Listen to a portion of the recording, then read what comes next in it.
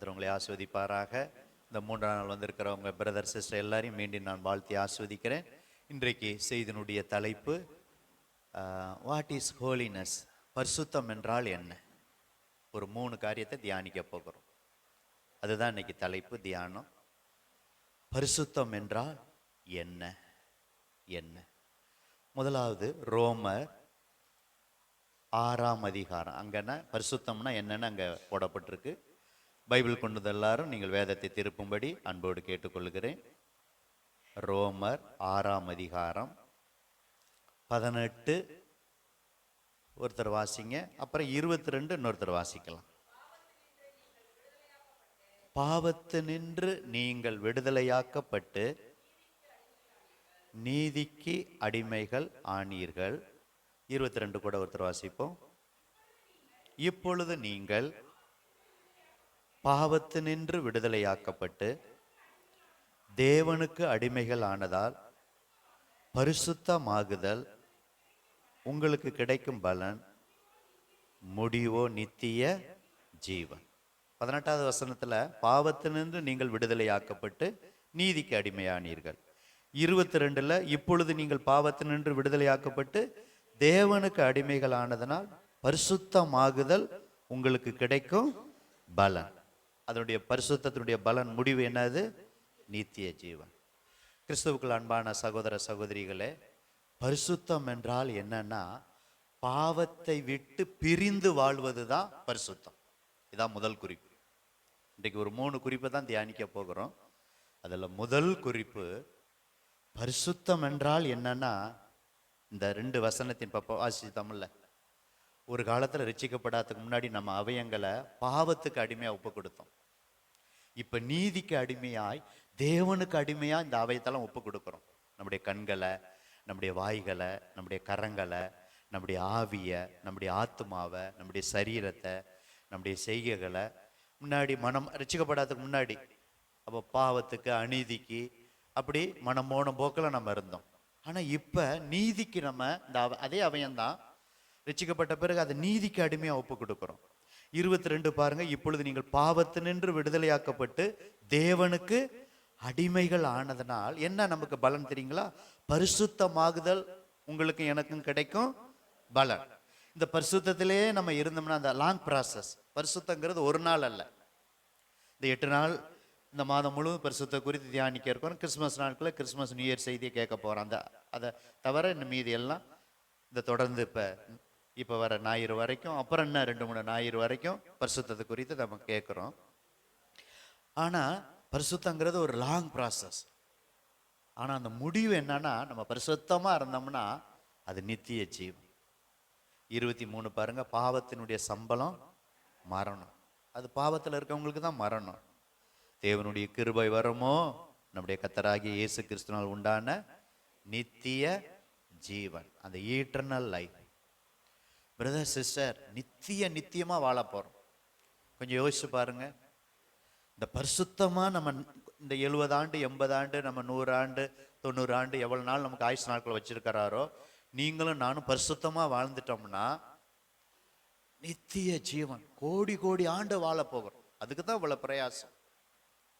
அதுக்கு தான் இந்த கூட்டங்கள்லாம், நம்ம சுத்திகரிப்பு கூட்டம், இந்த கூட்டம்லாம் இந்த தலைப்பை கொடுத்த ஆண்டவர் நம்மோடு இடைப்படுகிற காரியம் இன்னும் நம்ம பரிசுத்தமா இருக்கணும். பிரதர், நீங்க பரிசுத்தமா இருக்கீங்க. சிஸ்டர், நீங்க பரிசுத்தமா இருக்கீங்க. ஆனா இன்னும் பரிசுத்தமாகணும் ஆண்டவருடைய பார்வையில தான். அப்ப பரிசுத்தம் என்றால் என்னன்னா, இந்த வசனத்தின் பிரகாரம் செப்பரேட் ஃப்ரம் ஈவில், பாவத்தினின்று விடுதலை ஆவது, பாவத்தை விட்டு பிரிந்து வாழ்வது தான் பரிசுத்தம். பாவத்தை விட்டு, ஏன்னா பாவத்தை மறைக்கிறவன் வாழ்வடைய மாட்டான். நம்ம மறைக்க கூடாது, பாவத்தை நம்ம மறைக்கவே கூடாது. நம்ம மனுஷராக இருப்பதனால சில நேரத்தில் மீண்டும் மீண்டும் தவறுகிறோம், உண்மைதான். பரிசுத்தமாக இருக்கணும் முயற்சி பண்ணுறோம். ஏதோ ஒரு சின்ன சின்ன காரியங்கள், முன்னாடி மாதிரி ரட்சிக்கப்படாததுக்கு முன்னாடி பெரிய காரியம் இல்லாத மாதிரி அப்படி இல்லைன்னா கூட சின்ன சின்ன காரியம் நம்ம மனசாட்சிக்கே நமக்கே தெரியும், நம்முடைய இருதயத்துக்கே. அப்படி அந்த தவறான காரியத்தை ஒவ்வொரு நாளும் அறிக்கை செய்து அதை விட்டுறணும். அந்த பாவத்தை மேற்கொள்ளக்கூடிய அபிஷேகத்தை ஆண்டவர் என்ன செய்வார்? தருவார். இப்போ பாருங்களேன், இப்போ அப்போஸ்தலனாகிய பவுல் அவர் 7ஆம் அதிகாரத்தில் 24 படிங்களே, அவரும் நம்ம போல மனுஷன்தான். அப்போஸ்தலனாகிய பவுலும் பார்த்தீங்களா, நிர்பந்தமான மனுஷன் நான், இந்த மரண சரீரத்தினின்று யார் என்னை விடுதலை ஆக்குவார்? அவரே சொல்றார் நிர்பந்தமான மனுஷன். ஏன் அப்படி சொல்றாருன்னா 19:20 படிங்களே. ஆதலால் பவுல் சொல்றாரு, ஆதலால் நான் விரும்புகிற நன்மையே செய்யாமல் விரும்பாத தீமையே செய்கிறேங்கிறார். அப்ப சில நேரம் நம்மளும் அப்படிதான், நன்மை செய்யணும், நல்லா இருக்கணும், பரிசுத்தமா இருக்கணும் விரும்புறோம். ஆனா அந்த மாம்சத்துல நம்ம இருப்பதனால நம்ம அறியாமலே சில நேரம் விரும்பாத தீமையை செய்யறோம். பவுல் அதுக்கு விளக்கம் கொடுக்கிறாரு. ரோமர் 7:20 வாசிங்க சார். அந்தபடி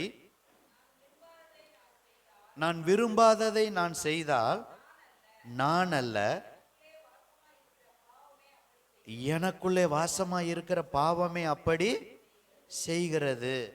ஆனபடியால் நன்மை செய்கிற விரும்புகிற என்னிடத்தில் தீமை உண்டென்கிற ஒரு பிரமாணத்தை காண்கிறேன். அப்ப அப்போஸ்தலனாகிய பவுல் ஊழியக்காரருக்கு அவருக்கு அந்த போராட்டம் இருந்துச்சு.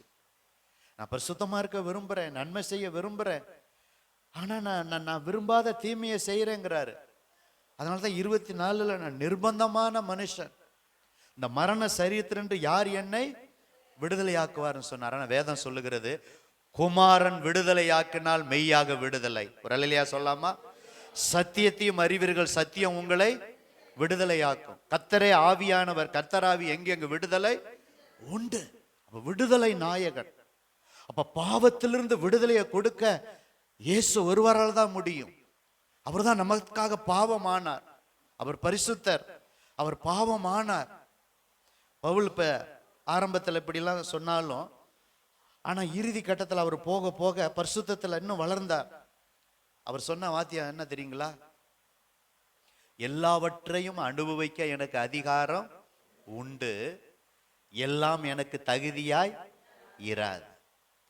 மறுபடியும் இன்னொரு இடத்துல சொல்றாரு, எல்லாவற்றையும் அனுபவிக்க எனக்கு அதிகாரம் உண்டு, ஒன்றுக்கும் நான் அடிமைப்பட மாட்டேன்.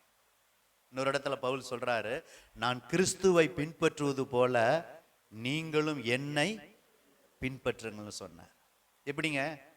நிர்பந்தமான மனுஷன்னு சொன்ன பவுலால அதே பவுல் மற்ற நிருபத்தில் சொல்லும்போது, நான் கிறிஸ்துவை பின்பற்றுறேன், நான் பின்பற்றுவது போல நீங்க என்ன பின்பற்றுங்கிறார். பாருங்க, இயேசுதான் நமக்கு மாதிரி, இயேசுவை தான் பின்பற்றணும். ஆனா பவுல் தைரியமா சொல்றார், என்ன பின்பற்றுங்க. அப்ப அந்த அளவுக்கு பவுல் பரிசுத்தமா வாழ்ந்தார். எப்படிங்க வாழ்ந்தாரு?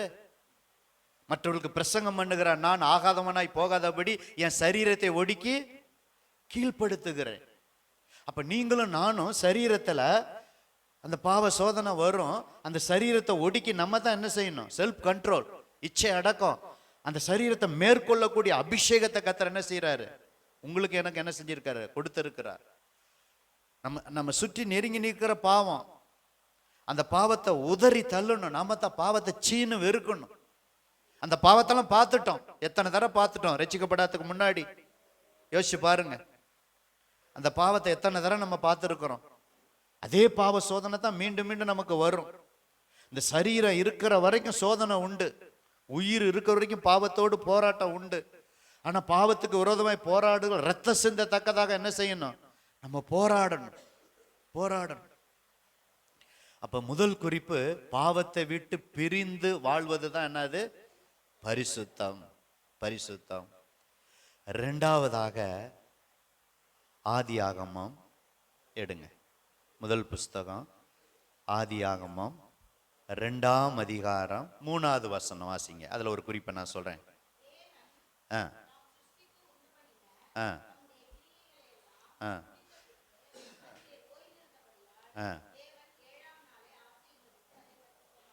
பார்த்தீங்களா? ஆதியாகமம் 2:3 தேவன் 7ஆம் நாளை ஆசீர்வதித்து அதை என்ன செஞ்சாரு? பரிசுத்தமாக்கினார்.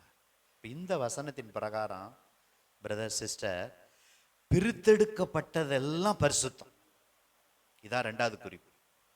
முதல்ல பரிசுத்தம் என்றால் பாவத்தை விட்டு பிரிந்து வாழ்வதுதான் பரிசுத்தம். இரண்டாவது பரிசுத்தம். What is holiness? பரிசுத்தம் என்றால் என்ன? பிரித்தெடுக்கப்பட்டது எல்லாம் பரிசுத்தம். ஒண்ணுதான் படிச்சோம். இந்த இரண்டாவது குறிப்புல ஒரு 5 காரியத்தை சொல்ல போறேன். பரிசுத்தம், பிரித்தெடுக்கப்பட்டதெல்லாம் பாருங்க. ஞாயிறு, திங்க, செவ்வாய், புதன், வியாழன், வெள்ளி, சனி. அன்னைக்கு சனிக்கிழமை தான் 7வது நாள், ஓய்வு நாள். அப்ப அந்த ஓய்வு நாள்ல 7ஆம் நாளை என்ன செஞ்சாரு? ஆசீர்வதித்து அதை என்ன செஞ்சாரு? பரிசுத்தப்படுத்த. பாருங்க, எல்லா நாளும் நல்ல நாள் தான், நல்லது நல்லது கண்டாரு. ஆனா 7ஆம் நாளை பிரித்தெடுக்கிறார். அப்ப பிரித்தெடுக்கப்பட்டது எல்லாம் பரிசுத்தம் தான். நீங்க பரிசுத்தங்கிற வார்த்தைக்கு ஹீப்ரு வேர்டுல காடோஸ், செட் அபார்ட், பிரித்தெடுக்கப்பட்டது. அப்ப பாருங்க, அந்த அந்த 7 நாள் இருந்தாலும் 7ஆம் நாள் ஆசீர்வதித்து ஏன் அதை பரிசுத்தப்படுத்தினார்னா, அந்த 6 நாளை விட 6 நாள் நல்ல நாள் தான், அதுல எல்லா நாளும் நல்லது தான் கண்டாரு. ஆனா அந்த 7ஆம் நாள் அவர் எல்லா சிருஷ்டியை முடிச்சு ஓஞ்சிருந்து அதை ஆசீர்வதித்து அதை என்ன செஞ்சாரு?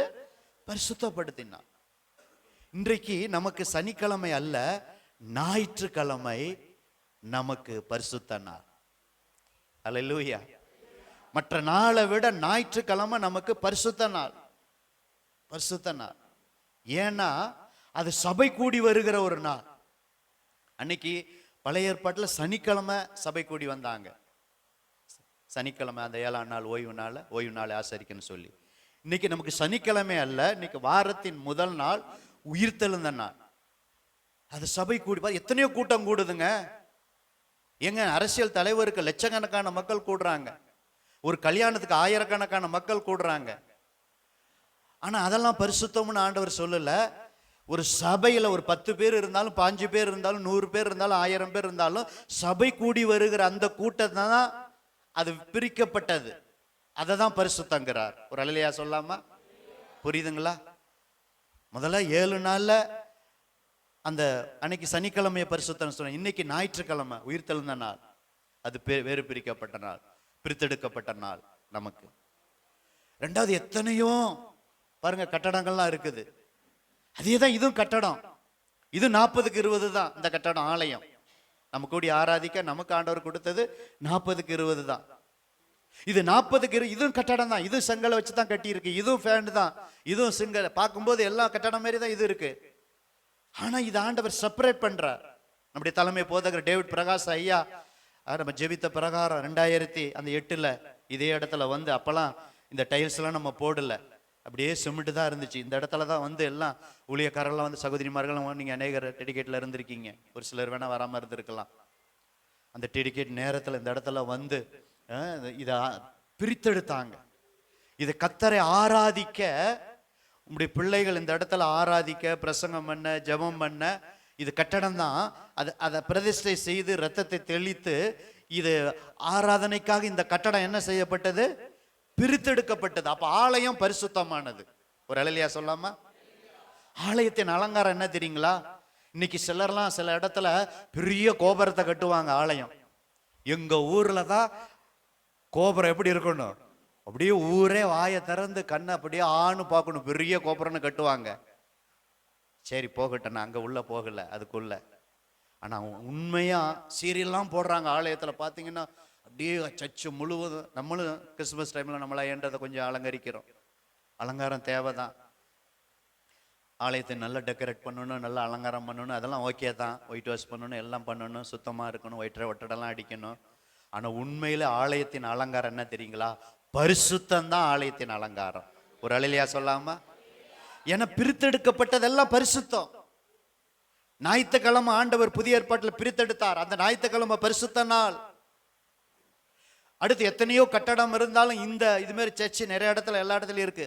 அது சர்ச்சு, ஆலயம், அது பிரித்தெடுக்கப்பட்டது. அப்ப பிரித்தெடுக்கப்பட்டது அது பரிசுத்தம். ரைட்டுங்களா?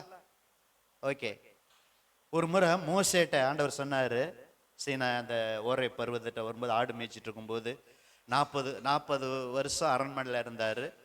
அப்புறம் 40 வருஷம் ஆடு மாடு மேய்ச்சாரு. 80வது வயதுல ஓரை பருவதத்தில் ஆடு மேய்ச்சிட்டு இருக்கும்போது திடீர்னு என்ன செய்யுது? முட்செடி என்ன செய்யுது? அப்படியே எரியுது. அப்படியே கிட்ட வந்து பார்க்கும்போது எரியுது, ஆனா எரிஞ்சு சாம்பலா போகல. அப்ப அந்த இடத்துல ஒரு வார்த்தை சொல்றாரு, உங்களுக்கு தெரிஞ்சதுனால தான் எடுக்காம சொல்றேன், இந்த பரிசுத்தங்கிறதுக்கு விளக்கம். நீ நிற்கிற இடம் என்னது? பரிசுத்த பூமி. உன் பாதரட்சையன் செப்பல் என்ன செய்ய? கலட்டி போடுங்கிறார். பாருங்க, எத்தனையோ தரம் அந்த இடத்துல ஆடு மேய்ச்சாரு, அந்த முச்செடியெல்லாம் பார்த்து இருக்கிறாரு, ஆடு அந்த இடத்துல இருந்திருக்கும், ஆடு மாடு. ஆனா அந்த இடத்துல அப்ப அது பரிசுத்த பூமிங்கிறாருன்னா, அது பூமி தான். ஆனா மற்ற பூமியை விட்டு, மற்ற இடத்தை விட்டு அந்த இடம் என்ன இடம்? பிரித்தெடுக்கப்பட்ட இடம். அதனாலதான் பரிசுத்த பூமி. நீ பாதரட்சியை கலற்றி போடுங்கிறாரு. அதனாலதான் நம்ம ஆலயத்துக்கு வரும்போது செப்பெல்லாம் நம்ம என்ன செஞ்சிடறோம்? ஒரு நீட்னஸ்க்காகத்தான் போட்டு வர்றது தவறல்ல. சில சர்ச்சில் போட்டு வராங்க, ஓகே, அனுமதிக்கிறாங்க, ஓகே. ஆனா அந்த அந்த சுத்தமா இருக்கணும். ஏன்னா நம்ம மிதிச்சுட்டு வரும்போது கண்ட இடத்துல மிதிச்சுட்டு வருவோம், அந்த இது அப்படியே உள்ள வரும், வாடை வரும், அப்படிங்கிறதுக்காக தான் வெளியில நம்ம செய்யறோம். ஆனா சில சர்ச்சில் அனுமதிக்கிறாங்க, அது தவறும் அல்ல, அது அவங்களுடைய விருப்பம். ஆனா மோசே அந்த இடத்துல ஏன் பரிசுத்த பூமின்னு சொன்னார்னா, அது அந்த நேரத்தில் தரிசனமானார். கர்த்தருடைய தூதன் அங்க வந்தார் அந்த இடத்துல. மோசே மோசே அப்படின்னு அங்க பேசுற. அப்ப பிரித்தெடுக்கப்பட்ட இடமா இருந்தாலும், பிரித்தெடுக்கப்பட்ட நாளா இருந்தாலும், ஒரு பிரித்தெடுக்கப்பட்ட ஒரு கட்டடமா இருந்தாலும் அது பரிசுத்தம். பரிசுத்தம் என்றால் என்ன? What is holiness? பாவத்தை விட்டு பிரிந்து வாழ்வது பரிசுத்தம். அது ஒண்ணு. அது மட்டும் பரிசுத்தம் அல்ல. தேவனுக்காக எதெல்லாம் பிரித்தெடுக்கிறாங்களோ அதெல்லாம் பரிசுத்தம். இன்னொரு பரிசுத்தத்தை சொல்லட்டுங்களா? பிரித்தெடுக்கப்பட்டது யாத்திராகம் 13:2 எடுங்களே பாருங்க. யாத்திராகமோ 13:2 பாருங்க. 1-2 கூட படிங்களே. கர்த்தர் மோசேயை நோக்கி இஸ்ரவேல் புத்திரருக்குள் மனிதரிலும் மிருக ஜீவன்களிலும் கற்பம் திறந்து பிறக்கிற ஃபர்ஸ்ட் பார்ன், அந்த முதல் பேர் அனைத்தையும் எனக்கு பரிசுத்தப்படுத்து. அது என்னுடையது. இத பிரித்தெடுக்கப்பட்டது. எத்தனையோ பிள்ளைகள் பிறந்தாலும் அந்த முதல் குழந்தை சேஷபுத்திரன் சொல்லுவாங்க, பாகம், அவங்களுக்கு ஆசீர்வாதம் உண்டு. அப்ப இஸ்ரவேல் புத்திரருக்குள் மனிதரிலும் அதே நேரத்தில் மிருக ஜீவன்களையும் கற்பம் திறந்து பிறக்கிற முதற் பேர் அனைத்தையும் எனக்கு என்ன செய்ய? பரிசுத்தப்படுத்து, அது என்னுடையதுங்கிறார். பிரதர் சிஸ்டர், எத்தனையோ பிள்ளைகள் இருந்தால் பாருங்க. இப்ப யாக்கோப்புக்கு 12 ஆண் பிள்ளைகள். ஆனா ரூபன் தான் சேஷபுத்திரன். ஆனா அவரு அந்த சேஷபுத்திரத்தை இழந்துட்டார், அது வேற விஷயம். அதை காத்திருந்தா அவருக்கு தான் சேஷபுத்திர பாகம் 2 மடங்கு சொத்துல ரூபனுக்கு. பழைய ஏற்பாட்டில் அந்த இஸ்ரவேல் ஜனங்கள் மத்தியில் அப்படி ஒரு பழக்கம் இருந்துச்சு. மூத்தவர்களுக்கு 2 பங்கு ஆசீர்வாதம். அது சேஷபுத்திரம். அது ஏசா கூட பாருங்க. ஆமா, ஈசாக்கு ட்வின்ஸு, ஏசா யாக்கோப்பு. ஆனா அவனுக்கு தான் சேஷபுத்திர பாகம் இருந்தது. அதை அலட்சியம் பண்ணினார். அப்ப முதல் குழந்தை எல்லாம் ஃபர்ஸ்ட் பார்ன், முதல் குழந்தை எல்லாம் பிரித்தெடுக்கப்பட்டதெல்லாம் பரிசுத்தம். புரியுதுங்களா? இன்னொரு பரிசுத்தத்தை சொல்லிட்டுங்களா? அதே லேவியராகமம் வாங்க. யாத்திராகமம் அடுத்து அப்படி லேவியராகமம்னு வரும். லேவியராகமத்துல 27, இப்ப 27ஆம் அதிகாரம் 27-30 அங்க ஒரு பாருங்க, பிரித்தெடுக்கப்பட்டது பரிசுத்தம்னு வரும் பாருங்க. தேசத்துல நிலத்தின் வித்திலும் மரங்கள், அந்த விருட்சங்களுடைய கனியிலும் தசம பாகம் எல்லாம் கர்த்தருக்கு உரியது. புரியுதுங்களா? அது கர்த்தருக்கு பரிசுத்தமானது. பழைய ஏற்பாட்டில் அப்படி ஒரு பிரமாணம் இருந்துச்சு இஸ்ரவேல் ஜனங்கள் மத்தியில். 10-1 அது பிரித்தெடுக்கப்பட்டதுனால அது பரிசுத்தம். புரியுதுங்களா? இப்போ ஒருவருக்கு 20,000 வருமானம்னா அதுல 2,000 அது பிரித்தெடுக்கிறதுக்கு பார்த்தீங்களா? இது கர்த்தருக்கு, அது பரிசுத்தம். இப்படி எதெல்லாம் பிரித்தெடுக்கப்பட்டதோ அதெல்லாம் பரிசுத்தம். அதே மதிப்பு தான், பணம் தான். 20,000 உங்களுக்கு வருமானம்னா 2,000 ஒதுக்கிட்டு 18,000 உங்க கையில இருக்குன்னா 18,000 பணம் தான். ஆனா அந்த 2,000 தேவனுக்குன்னு பிரித்தெடுக்கிறீங்க பார்த்தீங்களா? அதான் பரிசுத்தம். இப்படி அது நாளா இருந்தாலும், எல்லா நாள் இருந்தாலும் ஞாயிற்றுக்கிழமை சர்ச்சுக்கு வந்து கர்த்தரை ஆராதிக்கிறோம், பிரித்தெடுக்கப்பட்டு வந்துடுற வரோம் பார்த்தீங்களா, அது பரிசுத்தம். எத்தனையோ இடங்கள் இருந்தாலும் சர்ச்சு இடம், இந்த கட்டடம் பிரித்தெடுக்கப்பட்டது பார்த்தீங்களா ஆராதனைக்குன்னு, இது பரிசுத்தம். பரிசுத்தம். எத்தனையோ இடத்தாலும் மோசே காலத்துல அந்த பூமி, அந்த இடத்துல தரிசனமானாரு, நீ நிக்கிற இடம் பரிசுத்த பூமி, பாதரட்சியை கலட்டி போடு, அது பரிசுத்தம். எத்தனையோ குழந்தைகள் பிறந்தாலும் முதற் குழந்தை பிரித்தெடுக்கப்பட ஊழியத்துக்குன்னு சேஷபுத்திர பாகம், அது பரிசுத்தம். எவ்வளவோ வருமானங்கள் வந்தாலும் அந்த வருமானத்தை பிரித்தெடுக்கிறோம் பார்த்தீங்களா கர்த்தருக்காக, அது பரிசுத்தம். பரிசுத்தம். இப்படி பிரித்தெடுக்கப்பட்டது அனைத்தும் பரிசுத்தம். இப்ப 2 குறிப்பை நம்ம தியானித்து இருக்கிறோம். முதல்ல பரிசுத்தம் என்றால் என்ன? Separate from evil. ரெண்டாவது செட் அப்பார்ட், பிரித்தெடுக்கப்படுதல். பாருங்க, ஆசரிப்பு கூடாரத்துல அந்த தைலத்தை தெளிச்சோன்னா அது ஆராதனைக்காக ஒவ்வொரு காரியமும் பிரித்தெடுக்கப்பட்டது. அப்ப பிரித்தெடுக்கப்பட்ட அத்தனையுமே அது நேரமா இருக்கலாம், அது பணமா இருக்கலாம், பொருளா இருக்கலாம், இடமா இருக்கலாம், நாளா இருக்கலாம், இது கர்த்தருக்கு அப்படின்னு பிரித்தெடுக்கப்பட்ட அனைத்தும் பரிசுத்தம். மூன்றாவது ஒண்ணு சொல்லி நாம் ஜெபிக்க இருக்கிறோம். அடுத்து மூன்றாவது என்னன்னா, நல்லா கவனிங்க, நீங்களும் நானும் உலகத்துல தான் வாழ்றோம், ஆனா உலகத்தான் அல்ல. செப்பரேட் ஃப்ரம் த வேர்ல்ட், உலகத்தை விட்டு பிரிந்து வாழ்வதுதான் என்னது? பரிசுத்தம். இப்ப 8 மணிக்கு, இப்ப 7:30 மணி, 8:30 நீங்க வீட்டுக்கு போறீங்க. இந்த இடத்த விட்டு போனோடனே உலகத்துல தான் போறோம். இப்ப சர்ச்சில் உட்கார்ந்து இருக்கிறோம், நம்ம உலகத்துல தான் இருக்கிறோம். உலகத்துல இருந்தாலும் உலகம் நமக்குள்ள வரக்கூடாது, உலகம் சபைக்குள்ள வரக்கூடாது, அதுதான் பரிசுத்தம்.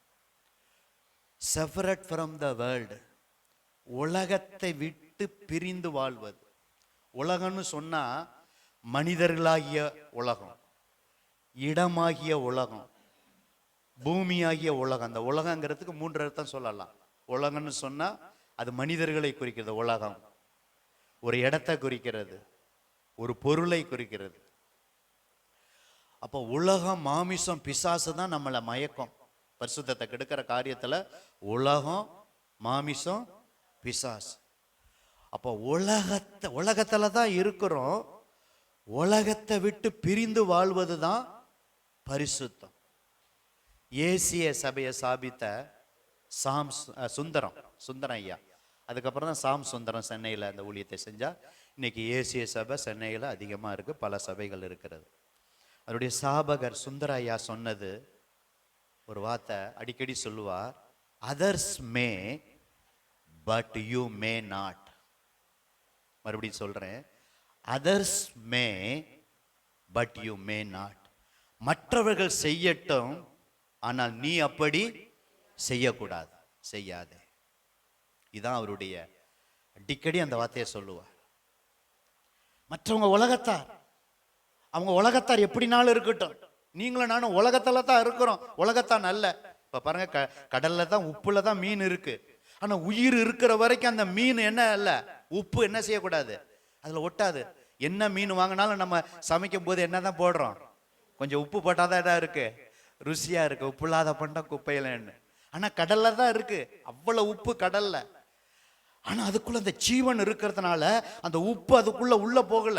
இல்லைன்னா மீனை வாங்க முடியுமா? வாயை வச்சாவே என்னவா இருக்கும், உப்பா இருக்கும்.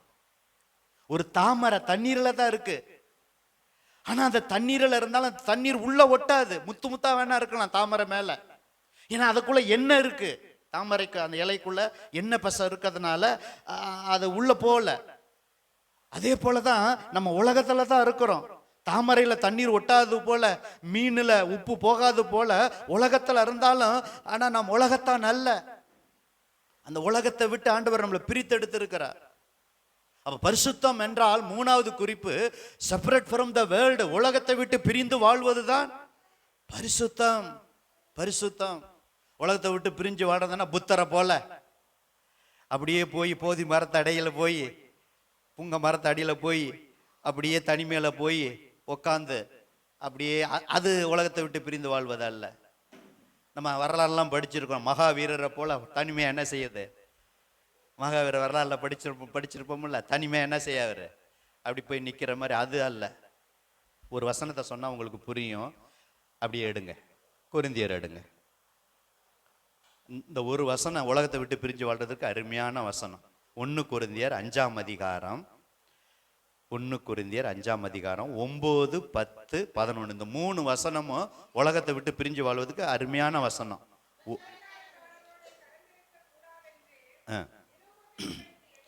1 கொரிந்தியர் 5:9 விபச்சாரக்காரரோடு கலந்திருக்க கூடாதென்று நிருபத்துல உங்களுக்கு நான் எழுதினேன்னு பவுல் சொல்றாரு. ஓகே. ஆனாலும் இவ்வுலகத்துல நிறைய விபச்சாரக்காரர் இருப்பாங்க. இந்த உலகம் முழுவதும் பொருளாசைக்காரர் நிறைய இருப்பாங்க. நீங்க கவனிச்சு பாருங்க, நோட் பண்ணி பாருங்க. விபச்சாரக்காரர் நிறைய இருப்பாங்க. அதே நேரத்தில் உண்மை உள்ளவங்களும் இருப்பாங்க. நல்ல குடும்பம், ஒரு மனைவியோடு வாழ்றவங்களும் நிறைய இருப்பாங்க. அதே ஊர்ல நீங்க யோசிச்சு பாருங்க, நம்ம வசிக்கிற ஊர்ல சில பேர் விபச்சாரக்காரராக இருப்பாங்க, சிலர் நல்ல பொருளாசை இல்லாம இருப்பாங்க. ஆனா நிறைய பேர் பொருளாசைக்காரரா இருப்பாங்க. கொள்ளைக்காரரும் நம்ம ஊர்ல தான் இருப்பாங்க. உலகத்துல விக்கிரக ஆராதனைக்காரரா இருப்பாங்க. இவர்களோடு எவ்வளவும் கலந்திருக்க கூடாதென்று நான் எழுதவில்லை. அப்படியானால் நீங்க உலகத்தை விட்டே நீங்க அப்போனா நம்ம தனி பிளாட்ல காட்டுல தான் இடம் வாங்கி கட்டணும். பிரதர், உங்க வீட்டெல்லாம் எல்லாம் வித்துட்டு, ஏன்னா இங்க இருக்கிறவங்களாம் விக்கிரக ஆராதனைக்காரன், இங்க இருக்கிறவங்களாம் பொருளாசைக்காரங்க, விபச்சாரக்காரங்க. ஐயோ உங்களோடலாம் வாழ முடியாது அப்பா, என்னாலாம் இருக்க முடியாது. அதனால நான் வீட்டை எத்தனை லட்சத்துக்கு வைக்க வித்துப்புட்டு தனியா காட்டுல போய் அப்படின்னா யோசிச்சு பாருங்க. அப்படி வேண்டாங்கிறாரு. அடுத்த வசனம் இன்னும் விளக்கம் கொடுக்கிறார். வாசிங்க சார். நான் எழுதுனது உங்களுக்கு என்னவென்றால், நம்ம ஊர்ல சகோதரன் என்னப்பட்ட ஒருவன், அவன் விபச்சாரக்காரனா இருக்கட்டும், அது பொருளாசைக்காரனா இருக்கட்டும், எத்தனை சாமியை கும்பிட்டும் விக்கிரக ஆராதனைக்காரனா இருக்கட்டும், உதாசீனம் பண்றவனா அவன் இருக்கட்டும், அவன் வெறி கொண்டவனா இருக்கட்டும், அவன் கொள்ளை அடிக்கிறவனா லஞ்சம் வாங்குறவனா இருக்கட்டும், அவன் இருந்தால் அதாங்க முக்கியம். அவங்க இருந்துட்டு போட்டோம், அவனோட கலந்திருக்க கூடாது. அப்படிப்பட்டவன் உடனே குசிக்க கூடாது. அப்ப நான் அவங்கள்ட்ட பேசலாம், ஐக்கியம் வைக்க கூடாது. புரியுதுங்களா? இப்ப சமாரியா ஸ்திரீட்ட இயேசு பேசினார். ஒரு செய்தியை நம்ம கேட்டோம். 5 புருஷனோட வாழ்ந்து இப்ப இருக்க ஒன்றும் புருஷன் இல்லை. ஜீசஸ் பேசலன்னா அந்த அம்மா எப்படிங்க ரட்சிக்கப்படும்? ஊரே எப்படிங்க வரும்? சமாரியா ஊரு. அதனால ஒருத்தர் விபச்சாரம் பண்றாங்க, அவங்கள்ட்ட பேசுறது தவறல்ல. ஆனா அவங்களோட போய் ஐக்கியம் வைக்க கூடாது. இந்த லிஸ்ட் எல்லாம் பாருங்க. பொருளாசைக்காரர், விக்கிரக ஆராதனைக்காரர், அவங்க அதை கண்டதை கும்பிடுறாங்க. அவங்களோட அவங்கள பேசினாதான் அவங்களுக்கு ரிச்சிப்புகளை வழி நடத்த முடியும். ஆனா அவங்களோடு கூட ரொம்ப ஐக்கியம் வச்சோம்னா அந்த சுபாவம் வந்துடும். ஒரு பழமொழி கூட சொல்லுவாங்க, உன் நண்பன் யார் என்று காட்டு, உன்னுடைய சுபாவத்தை என்ன செய்யறேன் சொல்றேன். பூவோடு சேர்ந்த நாரும் மனம் கமலும், பன்றியோடு சேர்ந்த கன்றும் மலம் தின்னும். அப்ப நல்லவர்களோட நம்ம ஐக்கியம் வைக்கணும். அப்ப இதே உலகத்துல நல்லவர்கள் இருக்கிறாங்க. அதுக்கு தான் நான் சொல்ல வரேன். எல்லாருமே கெட்டவங்க கிடையாது, எல்லாருமே விபச்சாரம் பண்றவங்க கிடையாது, எல்லாமே பொருளாசைக்காரன் கிடையாது. அப்ப டோட்டலா எல்லாரோடையும் பேசி அவங்கள ரிச்சிப்புகளை நடத்தலாம். ஆனா உங்களுடைய ஐக்கியம், என்னுடைய ஐக்கியம் நல்லவர்களோட ஐக்கியம் தான். அந்த நல்ல சுபாவம், பரிசுத்த சுபாவம் நமக்குள்ள வரும். அதுதான் உலகத்தை விட்டு பிரிந்து வாழ்வதுதான் என்னது? பரிசுத்தம். அப்படி துன்மார்க்கமா இருந்தாங்கன்னா அவங்கள்ட்ட நீங்க பேசி வச்சுக்கிட்டு ரொம்ப போய் பண்ணீங்கன்னா அந்த சுபாவம் ஆட்டோமேட்டிக்கா நமக்குள்ள வந்துடும். அதனாலதான் பவுல் விளக்கமா சொல்றார் 8ஆம் வசனத்துல, ஆதலால் பழைய புளித்த மாவோடு அல்ல, துர்க்குணம் பொல்லாப்பு என்னும் புளித்த மாவோடும் அல்ல, துப்புரவு உண்மை என்னும் புளிப்பில்லாத அப்பத்தோட பண்டிகையை நீங்க என்ன செய்யணும்? ஆசரிக்கணும். 7ஆம் வசனத்துல விளக்கம் கொடுக்கிறாரு. ஆகையால் நீங்கள் புளிப்பில்லாதவர்களாய் இருக்கிறபடியால் புதிதாய் பிசைந்த மாவாய் இருக்கும்படி பழைய புளித்த மாவை புறம்பே கழித்து போடுங்கள். ஏனெனில் நம்முடைய பஸ்காவாகிய கிறிஸ்து நமக்காக பலியிட. அப்ப கொஞ்சம் புளிப்பு அது முழுசும் புளிப்பாக்கிறோம். பிசந்தம்மா முழுவதும் புளிப்பாக்கிறோம். நேற்று கூட தியானிச்சல, வேறானது பரிசுத்தமா இருந்தால் கிளைகளும் எப்படி இருக்கும்? பரிசுத்தமா இருக்கும். அப்ப அன்பு தேவ பிள்ளைகளே, உலகத்துல தானே நம்ம வாழ்கிறோம். உலகம் வந்துட நமக்குள்ள வரக்கூடாது. பாருங்க, நோவா எடுத்துக்கங்க. நோவா காலத்துல அவ்வளவு மனிதர்கள் பொல்லாதவளா இருந்தாங்க. ஆனா நோவா, சேம், காம், யாப்பேத், நோவா மனைவி 8 பேர் மாத்திரம் பிரித்தெடுக்கப்பட்டவர்கள். அதே உலகத்துல தான் அவங்களும் இருந்தாங்க. அதே பிரசங்கம் பண்ணாங்க. மழை வரப்போகுது, வெள்ளம் வரப்போகுது, உலகம் அழிய போகுது. நூற்றுக்கணக்கான வருஷம் நோவா பிரசங்கம் பண்ணினார். மற்றவங்க ரட்சிக்கப்படலை. அது ஒரு பக்கம் வேதனை தான். இன்னும் அந்த கப்பல்ல பேழையில் அநேகர் வந்திருக்கணும். நோவா 8 பேர் குடும்பம் மாத்திரம் அல்ல. ஆனா நோவா, அந்த ஒரு வசனத்தை வாசிக்கலாமா? இதாங்க பரிசுத்தம். நீங்க ஆதியாகமம் எடுங்க. இதான் பிரித்தெடுக்கப்பட்ட வாழ்க்கை. நீங்க உலகத்தை சாக்கு போக்கு சொல்லக்கூடாது. ஐயோ பாஸ்டர், என்னால வாழ முடியல, இந்த ஊர்ல என்னால இருக்க முடியல, இவங்கெல்லாம் அப்படி இருக்கிறாங்க, நானும் விழுந்துரும், அப்படிலாம் நினைக்க வேண்டாம். நானும் அந்த பாவம் பண்ணிடுவோனோ, நானும் பரிசுத்தத்தை கெடுத்துருவோனோ, அப்படிலாம் நீங்க நினைக்க வேண்டாம். நீங்க உலகத்துல இருந்தாலும், வேலை செய்யற இடத்துல எல்லாம் லஞ்சம் வாங்குறாங்க, நான் எப்படி பாஸ்டர் லஞ்சம் வாங்காம இருக்க முடியும்?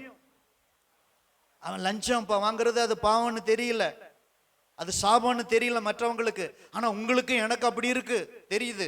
வசனத்தாண்டு எழுதி வச்சிருக்காரு. நீங்க நோவா காலத்துல பாருங்க, ஆதியாகமம் 6ஆம் அதிகாரம் 5வது வசனத்தை வாசிங்க. பாருங்க, அன்னைக்கு இருந்த அக்கிரமம் பூமியில ரொம்ப பெருகுனுச்சு.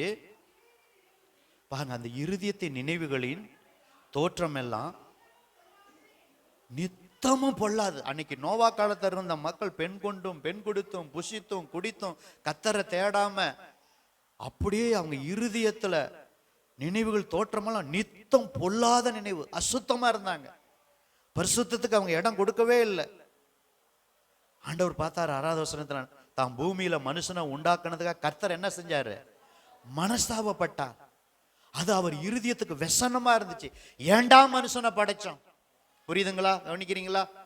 ஏண்டா அந்த மனுஷனை படைச்சோம்? இவன் இவன் இருதயத்தின் நினைவு பொல்லாததா இருக்குது, அக்கிரமம் பண்றான்னு. இப்படி அழிவிலிருந்து பாதுகாக்க ஒரு பெரிய கப்பலை கட்டி நோவாவை பிரசங்கம் பண்ண வச்சும் இன்னும் மனம் திரும்பலையே. இன்னைக்கு அப்படிதான். இந்த பேழையாகிய கப்பல் சபை, வாங்க மனம் திரும்புங்கள், பரலோக ராஜ்யம் சமீபமா இருக்கு, வாங்க பாவத்தை விட்டு வாங்கன்னு சொன்னா இன்னைக்கும் ஜனங்கள் அப்படிதான் இருக்கிறாங்க. நோவா காலத்தில் நடந்தது எப்படியோ அப்படியே மனுஷகுமாரன் காலத்திலையும் நடக்கும். லோத்து நாட்கள் நடந்தது எப்படியோ அப்படியே மனுஷகுமாரன் காலத்திலையும் நடக்கும். லோத்து நாட்களை விட நோவா காலத்துல விட இப்ப இந்தியா, உலகத்துல இருக்கிற அத்தனை நாடுகள் பாவம் பெருகி இருக்கிறது. பாவத்தை தண்ணீரை போல குடிக்கிறாங்க. அப்படியே மனுஷன் வர்றான், அப்படியே வாழை இலைய வாழை மரத்தை வெட்டுற மாதிரி நடு ரோட்ல வெட்டுறான். எத்தனை கொலையை நம்ம பார்த்துருக்கிறோம். அதுக்கெல்லாம் ஜெபிக்கணும். ஆண்டவரே, எங்களுடைய தேசம் தீட்டுப்பட்டு கிடக்கிறது. எத்தனை கற்பழிப்புகள் கடந்த நாட்கள் எத்தனை நம்ம தேசத்துல பார்த்தோம். துணிகரமா எத்தனை கொலைகள் கொள்ளைகள். இப்படி பாவம் நிறைஞ்ச உலகத்துல தான் வாழ்றோம்.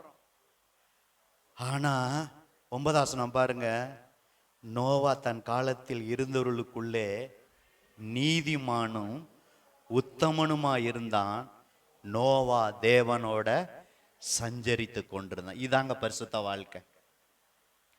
நோவா காலத்துல கோடிக்கணக்கான மக்கள், உலகம் எல்லாம் கெட்டு சீர்கழிஞ்சு உலகமே அழிய போகுது தண்ணீர்னால.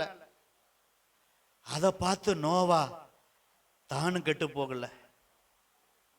தன் மனைவி, தன்னுடைய 3 மகன்கள், சேம், காம், யாப்பேத், 3 மருமகள், அந்த 8 பேரும் பெரிய அழிவிலிருந்து பாதுகாக்கப்பட்டது காரணம் நோவாவுடைய பரிசுத்த வாழ்க்கை.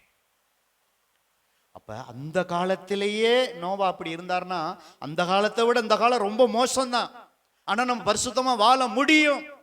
எழுதி வச்சுக்கங்க, பாவம் நிறைஞ்ச உலகத்துல பரிசுத்தமாய் வாழ முடியும்.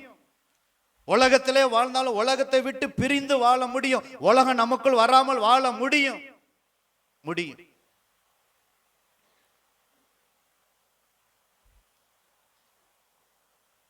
சரி, கடைசி வசனம். கடைசி வசனம்னு பாஸ்டர் இன்னொரு வசனத்தை சொல்லுவார். இல்லை, இன்னைக்கு உண்மையிலே இது கடைசி வசனம். படிச்சுட்டு எழுதுன்னு நம்ம ஜெபிக்கலாம். ரோமர் 12 1-2 வாசித்து ஒரு பாடலை பாடி ஒப்பு கொடுத்து எல்லாரும் எடுத்துட்டீங்களா? ரோமர் 12 1-2 சிஸ்டர்.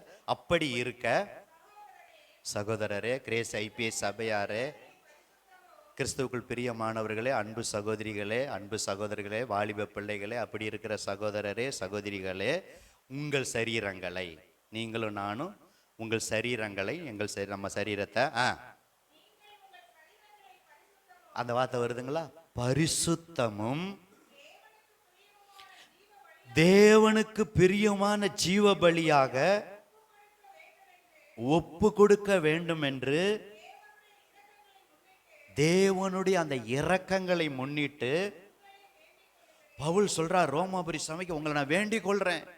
ரோமாபுரி சபையாரே, உங்க சரீரத்தை பரிசுத்தமும் தேவனுக்கு பிரியமான உயிருள்ள பலியாக, ஜீவ பலியாக நீங்க என்ன செய்யுங்க? ஒப்பு கொடுக்க வேண்டும் என்று தேவனுடைய அந்த இரக்கங்களை முன்னிட்டு நான் உங்களை வேண்டிக் கொள்ளுகிறேன். இதுவே நீங்கள் செய்யத்தக்க புத்தியுள்ள ஆராதனைன்னு சொல்லிட்டு அடுத்த வசனம் ரொம்ப முக்கியம். இந்த உலகத்துக்கு ஒத்த வேஷத்தை நம்ம தெரியாமல் தேவனுடைய நன்மையும் பிரியமும் பரிபூர்ணமான சித்தம் இன்னதென்று பகுத்தறியத்தக்கதாக உங்கள் மனம் ரினியூ புதிதாகிறதுனாலே மறுரூபமாக. இதாங்க பரிசுத்தம். ஒத்த வேஷம் உலகத்தோட ஒத்து போயிடக்கூடாது. என்ன பாஸ்டர், நான் ஊர்ல தான் இருக்கேன், ஊரோட ஒத்து வாழணும் பாஸ்டர். இல்லை, மற்ற காரியத்தில் அவங்கள்ட்ட பேசலாம், ஆனால் பாவ காரியத்தில் ஊரோட என்ன செய்யக்கூடாது? ஒத்து போகக்கூடாது. தேவனுடைய நன்மை, இது நன்மை தேவனுக்கு நன்மையா இருக்கா, இது பிரியமா இருக்கா, தேவனுக்கு இது பரிபூர்ண சித்தம் இன்னதென்று பகுத்தறியத்தக்க மனம் புதிதாகிறதுனால என்ன செய்யணும்? மறுவாங்க. பாருங்க, அந்த பலியில பல பலி இருந்தாலும் தகன பலி, சர்வாங்க தகன பலி, அது ஆசாரியன் ஒண்ணு எடுக்க முடியாது. அதை சந்து சந்தா துண்டிச்சு தோலை உரிச்சு முழுவதும் கத்து இருக்கு. மற்ற சமாதான பலி, போஜன பலி கூட ஆசாரியன் கொஞ்சம் பங்கு உண்டு மற்ற பலியில கூட. ஆனா அந்த சர்வாங்க தகன பலி முழுமையா, அதை தான் நம்ம சரீரத்தை உயிருள்ள பலியாக ஒப்பு கொடுக்கணும் பரிசுத்தத்துக்கு. அதுதான் புத்தியுள்ள ஆராதனை. உங்கள் சரீரங்களை பரிசுத்தமும் தேவனுக்கு பிரியமான ஜீவ பலின்னா உயிருள்ள பலி. அப்படியே நம்ம ஒப்பு கொடுக்கணும். ஆண்டவரே, ஐ எம் சரண்டர், உங்களுக்கு ஒப்பு கொடுக்கிறேன் அப்படின்னா உலகம் நம்மளை வராது. உலகத்தை நம்ம ஜெயிக்க முடியும், பாவத்தை ஜெயிக்க முடியும். அப்ப 3 காரியம். முதலாவது, பாவத்தை விட்டு செப்பரேட் ஃப்ரம் ஈவில், பாவத்தை விட்டு பிரிந்து வாழ்வதுதான் பரிசுத்தம். 2வது, செட் அப்பார்ட், பிரித்தெடுக்கப்பட்டதெல்லாம் என்னது? ஆமா, செப்பரேஷன். பிரித்தெடுக்கப்பட்டதெல்லாம் பரிசுத்தம். அதுக்கு விளக்கெல்லாம் கொடுத்துட்டேன். 3வது, உலகத்தை விட்டு பிரிந்து வாழ்வது தான் பரிசுத்தம். எழுந்து நிற்கலாமா? ஸ்கிரீன்ல இருக்க. நாளைக்கு எப்படி அந்த ஒயரை நாங்கள் சரி பண்ணிடுறோம், பொறுத்து கொள்ளுங்க. தம்பி எவ்வளோ முயற்சி பண்ணப்பா எலிசா, உன்னுடைய பாராட்டினேன். பக்கத்திலே உட்காந்து உன்னைய பார்த்தேன், முடிஞ்ச அளவு நீ போராடின. பரவாயில்ல, நாளைக்கு உயரை மாற்றிடலாம். ஓகே, தெரிஞ்ச பாட்டை பாடலாமா? என் மீது அன்பு கூர்ந்து பலமுறை பாடி இருக்கோம். ஸ்கிரீனில் வராட்டினாலும் நான் பாட ஒரு அடியை பாடி ஒப்பு கொடுத்து நம்ம ஜெபிக்கலாம். என் மீது அன்பு கூர்ந்து. இந்த 3 காரியத்துக்காக. இன்னும் நிறைய இருக்கு பரிசுத்தம்னா, இது 3 ரொம்ப முக்கியம். அதனால தான் 3 காரியத்தை சொன்னேன். பரிசுத்தம் என்றால் ஏன்னா நம்ம பிள்ளைகளுக்கு தெரியணும். விசுவாசிகளுக்கு எந்த சத்தியமும் தெரியலன்னு சொல்லக்கூடாது. இப்ப பரிசுத்தத்தை குறித்து தியானிக்கிறோம். நேத்து சிந்தையில பரிசுத்தத்தை தியானித்தோம். ஞாயிற்றுக்கிழமையும் அதிகாலையிலையும் பரிசுத்தத்தால் வருகிற 6 ஆசீர்வாதத்தை தியானித்தோம். ஒவ்வொரு செய்தி முக்கியம். நாளைக்கும் செய்தி முக்கியம். அடுத்த நாள் சனிக்கிழமை, ஞாயிறு, எல்லா செய்தியும் பரிசுத்தத்தை குறித்து வெவ்வேறு செய்தியை தியானிக்கலாம். நீங்க நோட் எடுத்து பார்த்தீங்கன்னா ஒரு செய்தி, ஒரு சில வார்த்தைகள் வரலாம், ஆனா ஒவ்வொரு தலைப்பா இருக்கும். இன்னைக்கு நேத்தர் செய்தி இன்னைக்கு அல்ல. இன்னைக்கு பரிசுத்தம் என்றால் என்னன்னு பார்த்தோம். என் மீது அன்பு கூர்ந்து பாட்டு ஒப்பு கொடுக்கலாமா? என் மீது அன்பு கூர்ந்து பலியானி சிலுவையிலே எனக்காய் ரத்தம் சிந்தி கழுவினீர் குற்றம் நீங்க. பாட பாட கவனிச்சு பாடுங்க. என் மீது அன்பு கூர்ந்து நல்ல உணர்ந்து பலியானீர் சிலுவையிலே எனக்காய் ரத்தம் சிந்தே. கழுவினீர் குற்றம் நீங்க. பிரித்தெடுத்தி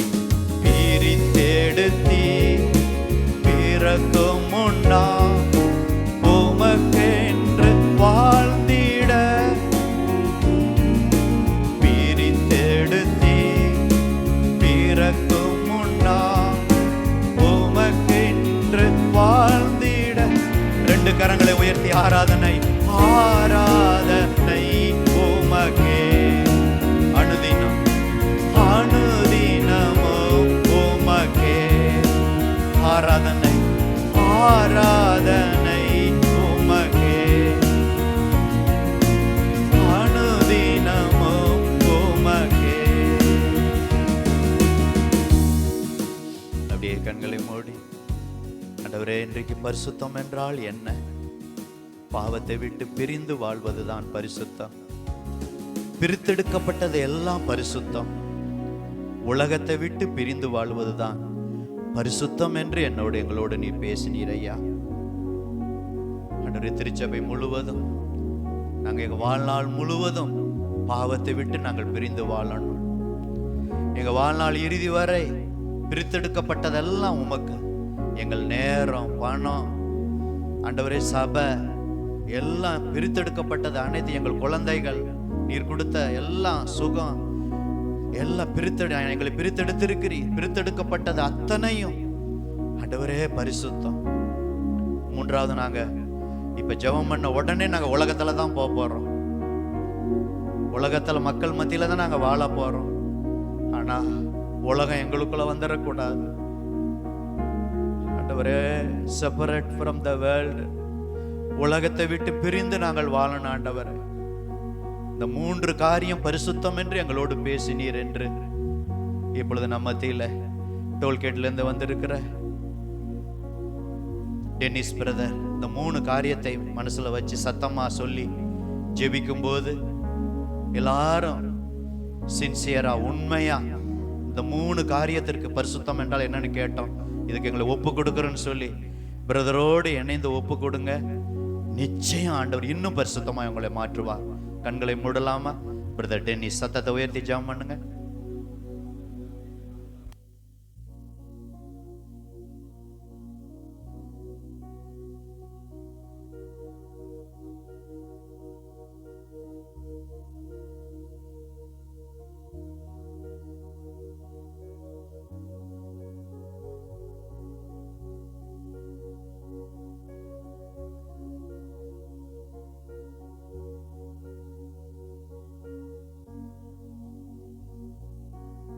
ஆமென். அப்படியே கண்களை மூடுங்க. உடன் ஊழியர் இப்ப சாமான் உங்க எல்லாருக்காக ஜாமான். உங்களை பிரியமாக நேசிக்கிற அன்பின் பரலோக பிதாவே, இந்த ஆஸ்வதிக்கப்பட்ட ஆண்டவரே இந்த பண்டிகை நாளுக்காக நன்றி செலுத்துகிறோம் அப்பா. ஸ்தோத்தரிக்கிறோம் ஆண்டவரே. இந்த மூன்றாவது நாளில் எங்களோடு இடைப்பட்டதற்காக நன்றி செலுத்துகிறோம் ஆண்டவரே. நாங்கள் எங்களுடைய வாழ்க்கையில் உமக்கு பரிசுத்தமாய் வாழ ஆண்டவரே, பிரித்தெடுக்கப்பட்ட வாழ்க்கை வாழ ஆண்டவரே எங்களுக்கு கிருபை தாங்க. உலகத்தில் நாங்கள் இருந்தாலும் நாங்கள் உலகத்தார் அல்ல என்று எங்களுக்கு போதித்ததற்காக நன்றி செலுத்துகிறோம். பாவத்தை ஜெயிக்க எங்களுக்கு பலனை கொடுக்கிறதற்காக நன்றி செலுத்துகிறோம். அப்பா. இந்த வார்த்தையை கொடுத்ததற்காக நன்றி. வருகிற நாட்களில் நாங்கள் என்ன காரியங்களை கேட்டோமோ அந்த காரியங்களை எல்லாம் நாங்கள் கை கொள்ள எங்களுடைய வாழ்க்கையில் அபியாசப்படுத்த தேவன் கிருபை தருவீராக. எல்லாவற்றையும் உங்களுடைய கருத்தில் ஒப்புக் கொடுக்கிறோம். எங்களையே ஜீவ பலியாக உங்களுடைய கருத்தில் ஒப்புக் கொடுக்கிறோம் ஆண்டவரே. நீர் எங்களை எடுத்து ஆளுகை செய்யுங்க. எங்களுடைய வாழ்க்கையை நீர் ஆளுகை செய்ய ஆண்டவரே. ஸ்தோத்திரிக்கிறோம், நன்றி செலுத்துகிறோம். வந்திருக்கிற ஒவ்வொருவருக்காக ஜெபிக்கிறோம். எல்லாரையும் ஆசீர்வதிங்க அப்பா. ஸ்தோத்திரம். வராமல் ஆண்டவரே ஸ்தோத்திரம் அவர் தடைப்பட்ட எல்லா ஜனங்களுக்காக ஜெபிக்கிறோம். அவர்களையும் ஆசீர்வதிங்க அப்பா. ஸ்தோத்திரிக்கிறோம், நன்றி செலுத்துகிறோம் ஆண்டவரே. நாளை தினமும் ஆண்டவரே உங்களுக்கு சித்தம் ஆனால் ஆண்டவரே எல்லாரும் ஒன்று சேர்ந்து உங்களுடைய வார்த்தையை கேட்க இன்னும் இந்த வருட இறுதியில் நாங்கள் இன்னும் அதிகமாய் பரிசுத்தப்பட ஆண்டவரே சுத்திகரிக்கப்பட எங்களுக்கு தேவன் கிருபை தருவீராக. இந்த ஸ்லாக்கியத்தை எங்களுக்கு ஏற்படுத்தி கொடுத்ததற்காக நன்றி ஆண்டவரே. ஸ்தோத்தரிக்கிறோம். போக்கிலையும் வரத்திலையும் எங்களை பாதுகாத்துக் கொள்ளுங்க. இயேசு கிறிஸ்து நாமத்தில் சபையாராய் சேர்ந்து ஜெபிக்கிறோம் எங்கள் ஜீவனுள்ள நல்ல பிதாவே, ஆமென். எல்லாரும் சேர்ந்து பயபக்தியோடு சொல்லுவோம். என் ஆத்துமாவே கர்த்தரை ஸ்தோத்தரி, என் முழு உள்ளமே அவருடைய பரிசுத்த நாமத்தை ஸ்தோத்தரி. என் ஆத்துமாவே கர்த்தரை ஸ்தோத்தரி, கர்த்தர் செய்த சகல உபகாரங்களையும் மறவாதே. ஆமென். இன்று கர்த்தராகிய இயேசு கிறிஸ்துவின் கிருபை, பிதாவாகிய தேவனுடைய அன்பு, பரிசுத்த ஆவியானவருடைய ஐக்கியம் நம் அனைவரோடும் சதா காலங்களிலும் இருப்பதாக. Amen. Hallelujah, hallelujah, hallelujah. God bless you all. ஒரு சோத்திரம் பண்ணி வீட்டுக்கு கடந்து செல்லுங்க. கர்த்தர் உங்களை ஆஸ்வதிப்பார்.